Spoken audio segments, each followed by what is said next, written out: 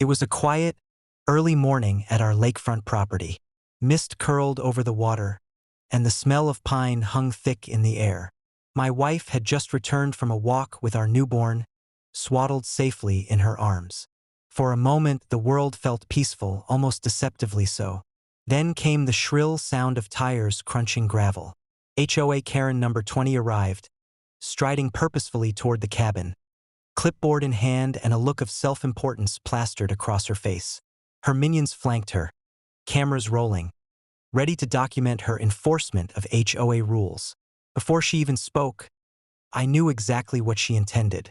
She marched directly to my wife, leaning in with a tone that dripped entitlement. "You need to hand over the baby. This property is under HOA regulation, and the infant must be registered with us immediately," she demanded, as if speaking a law only she understood. Time slowed. I stepped forward, badge clipped under my jacket, my presence calm but commanding. "Ma'am," I said evenly, voice low and controlled, "you have no authority here. This is private property. You will step back immediately." Her eyes narrowed. "I'm only enforcing the rules." I exhaled slowly, revealing another layer she had no way of anticipating. "I'm a Navy SEAL," I said, voice calm but resonant. "I protect this property, my family, and everyone on it. Any attempt to harm, intimidate, or remove my child will have immediate consequences."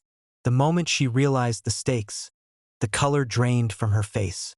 She had assumed she could intimidate a civilian, not knowing that the homeowner was trained for exactly this type of confrontation: situational awareness, combat readiness, and tactical decision-making. Her minions shifted nervously, whispering among themselves as panic spread. The cameras she had brought now captured not her power, but her complete miscalculation.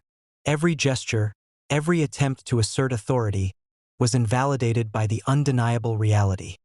She had overstepped in a life and safety scenario.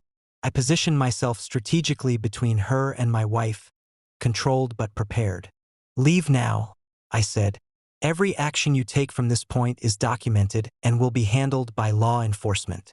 This ends peacefully or not at all." Karen's bluff crumbled. The real threat wasn't my words. It was the authority behind them, the training I had, and the unshakable resolve in my posture. She backed away slowly, realizing that no HOA rule, no self-proclaimed badge, and no entitlement could override a Navy SEAL protecting his family. By the time the local authorities arrived, called quietly by a monitoring system we had in place, Karen and her crew were sitting in the driveway, subdued, flushed with humiliation. Statements were taken, and her attempted intimidation was officially documented as harassment, trespassing, and attempted endangerment. Later, sitting on the porch with my wife and newborn safely nestled beside her, the lake reflecting the golden sunset, the lesson was clear. Arrogance, entitlement, and imagined authority have limits. When those limits collide with preparation, skill, and lawful protection, the consequences are swift and undeniable. Karen number 20 would undoubtedly replay the morning in her mind for weeks, understanding for the first time that she could not intimidate, threaten, or challenge this family. And for the rest of us, peace returned.